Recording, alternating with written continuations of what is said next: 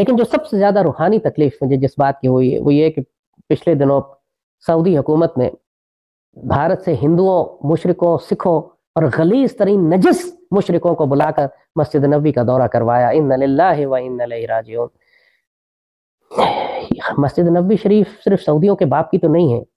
जनाब जैद जमान हामिद साहब को बड़ी ही सख्त तकलीफ हुई है और वो इस तकलीफ से रो पड़े हैं कि सऊदी अरेबिया ने इंडिया की एक हिंदू मिनिस्टर को बुलाकर मस्जिद नबवी का दौरा कराया है।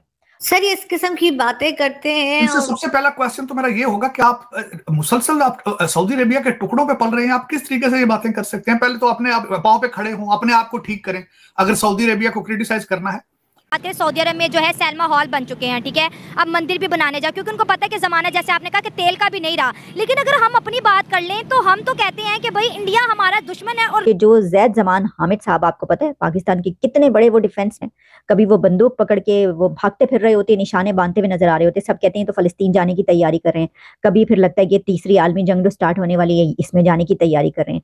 वो भारत के मुसलमानों को फैसिलिटेट करने के लिए वहां पे गई हैं, हज को फैसिलिटेट करने के लिए गई हैं वो। और किस जगह पे ये लिखा है कि एक नॉन मुस्लिम मस्जिद के अंदर नहीं जा सकता? बिल्कुल, मैं उसका सपोर्टिंग आर्गुमेंट दूंगा। 2-3 डेकेड्स पहले की बात है कि जब इंडिया हमें अपना दुश्मन तस्लीम करता था, अब हम 100 मर्जी कही जाएं वो तो हमें तस्लीम ही नहीं करता। वो तो बल्कि मोदी ने अपनी एक प्रेस कॉन्फ्रेंस में कह दिया और उनके एक मिनिस्टर ने भी कह दिया कि पाकिस्तान छोड़ो, वो तो भिखारी मुल्क है, तो वो तो कशगोल लेके IMF उनके आगे फिर रहे हैं, हमारा उनसे कोई मुकाबला नहीं है।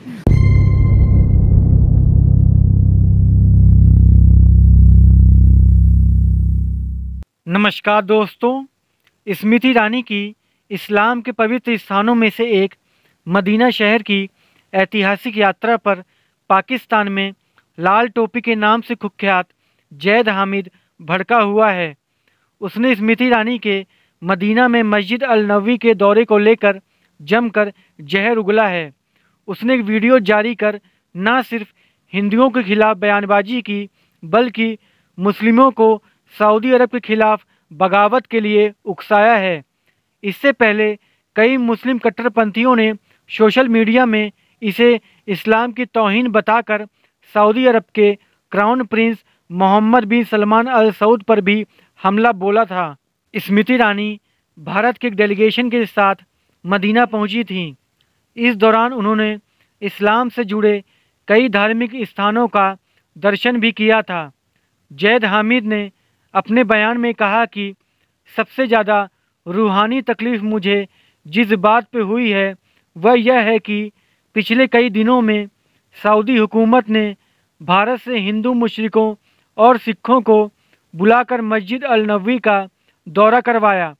मस्जिद अल नबवी शरीफ सिर्फ सऊदियों के बाप की तो नहीं है, ये पूरी दुनिया उम्मत की अमानत है। पूरी मुसलमान दुनिया खामोश क्यों है? किसी ने सऊदियों को चैलेंज क्यों नहीं किया अब तक?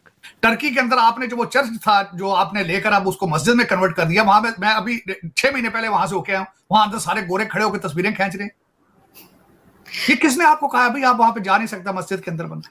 और दूसरा आरजू मैं ये बताना चाहूंगा, आप इस वक्त जो 1.9 बिलियन मुसलमान दुनिया में जलील हो रहा है इन्हीं हरकतों की वजह से हो रहा है।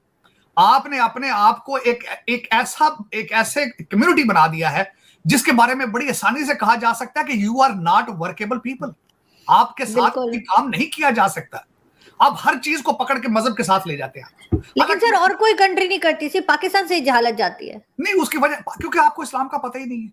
और दूसरा एक और मैं बात बताना चाहूंगा कि आपने कसम खा ली है कि हमने मजहब को कारोबार ही रखना है, इसको खुलने नहीं देना क्योंकि कारोबार ना खराब हो जाए, क्योंकि ये बहुत बड़ा कारोबार है ये।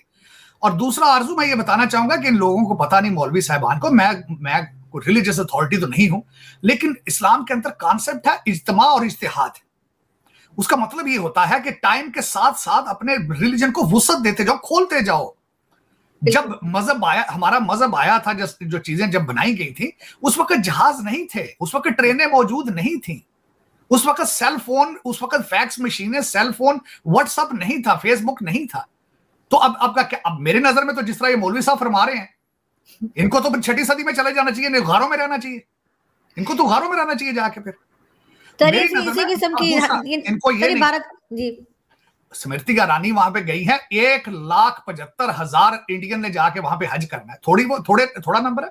और दूसरा वो गई है, हरमैन के पास गई है। और दूसरा ठीक है, मेरे ख्याल में तो वो मक्का भी चली जाए तो कोई हज नहीं है, लेकिन मक्का नहीं गई, वो मदीना गई है। मेरी नजर में तो ये बिल्कुल खत्म होना चाहिए। मैंने इसके बारे में मेरे कई जो मैं सबसे बड़ी बात बताता हूँ आरज़ू, मेरी सबसे बड़ी ख्वाहिश है कि मेरा जो भाई है सिख है, मैं उसको लेकर जाऊं, मैं हरम शरीफ लेकर जाऊं उसको। मेरा दिल कर, मेरे साथ सऊदी अरबिया कई दफा उसने कहा यार मैं तुम्हारे साथ चलता हूं, मैं जद्दा रहूंगा, तुम जाके उम्रा करना। नहीं है, वो तो देख रहे हैं चीन की तरफ कि हमने उसको कम्पीट करना है। तो हम जब तक अपने पाँव पे खड़े नहीं, हम तो अपने बेसिक मसाइल हल नहीं कर सके। हमें तो ये भी नहीं पता कि हमने इलेक्शन 3 माह में कराने हैं, 60 डेज़ में कराने हैं। हमें अपने आप फॉर्म ऑफ गवर्नमेंट का कोई नहीं पता। हमारा तो हाल ये है कि हमारी जो जजमेंट सुप्रीम कोर्ट की आज कुछ होती हैं, कल कुछ होती हैं। तो हमारा जो सिस्टम है ना वो कोलैप्स कर रहा है, हमारा कोई इदारा डिलीवर नहीं कर रहा। तो इन हालात में हम इंडिया का मुकाबला कैसे कर सकते हैं जब वो एक बूमिंग इकॉनमी है। और भी जो एक रिलीजन का कार्ड था ना, ये 2, 3, 4 डेकेड्स अगो था कि हम कहते थे कि जी मुस्लिम उम्मा का लीडर है सऊदी अरब। और जब हमने 98 में न्यूक्लियर ब्लास्ट भी किए तो उसने में इमदाद भी की। लेकिन अब इन 2 डेकेड्स में दुनिया चेंज हो गई है। अब इकॉनमी मैटर्स, रिलीजन मैटर नहीं करता।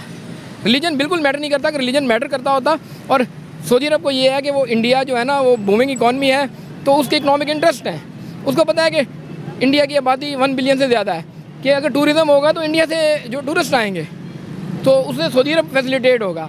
तो और दूसरा ये है कि लेकिन मेरा सवाल सैयद साहब से ये है कि फाइन, ये जो आप कह रहे हैं कि क्या ये जो सऊदी अरेबिया है वो बाप लगता है इनका, तो इन तमाम जगहों का बाप कौन है? आप हैं। वो सिर्फ इन जगहों का ही बाप नहीं है सऊदी अरेबिया। सऊदी अरेबिया ਤੁਹਾਡਾ भी बाप है, साडा भी बाप है। यानी जो कर्जा लेता है ना जिससे, सर देखिए ना, आप इस तरह की बात करना, जैद साहब को ये मालूम है क्या? जैद हामिद साहब को ये पता है कि सऊदी अरेबिया से आप कितना कर्जा लेते हैं? आप सऊदी अरेबिया के एहसानों तले दबे हुए हैं। वो आप जब भी, अभी मैं देख रही थी कि पाकिस्तान ने यूएई को या सऊदी अरेबिया को अपना कर्जा रोल ओवर करने के लिए एक बार फिर कहा है, जिसके आगे आप कशकोल लेके फिर रहे हो। तुसी पायन पूरी दुनिया से तुसी कशकोल फाड़ के फिर रहे जे हैं जी। तो इनकी बातें देखें जरा।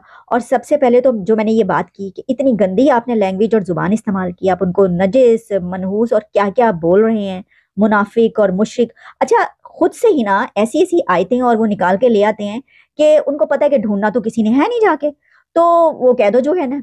ये मतलब जो दिल में आ रहा है आपका कह रहे हैं, और आपको ये समझ में नहीं आ रही कि आप बात क्या करें। मैं देख रही थी बल्कि कि सोशल मीडिया पर ये चल रहा है कि इनकी ये वीडियो देखने के बाद सऊदी अरेबिया की तरफ से जो है वो बड़ा सख्त एक स्टेप लिया गया और उन्होंने कहा कि भेजो इनको वापस। आप कहेंगे वापस भेजो, मतलब वो एक दफा पहले भी वहां पे होके आ चुके हैं जैद साहब, और ये खबरें चलती रही थी कि उनकी वहां पे जो है काफी कुटाई शुटाई और मतलब के कोड़े शोड़े मारने की बात चल रही थी। लेकिन मतलब हुआ नहीं हुआ जो भी है, उन्होंने कोड़े मारे हैं या नहीं मारे, या मतलब काफी ऐसी चीजें चलती रही। लेकिन वो कह रहे हैं कि क्योंकि इन्होंने सऊदी अरेबिया के खिलाफ ऐसी जुबान इस्तेमाल की है कि पानी है ये कौन, ये बाप बनते हैं इनके, प्यो हैं ये। तो उन्होंने कहा कि जरा पेजो असी दसिए कि प्यो कौन है। अब मुझे नहीं पता कि ये दुरुस्त है बात, सऊदी अरेबिया ने ये वीडियो देखी है, उन्होंने इसके ऊपर एतराज किया और वाकई ये बात की है नहीं की, लेकिन वो एतराज करें या ना करें, लेकिन ऑब्जेक्शन जो है मैं कर रही हूँ, हमें करनी चाहिए।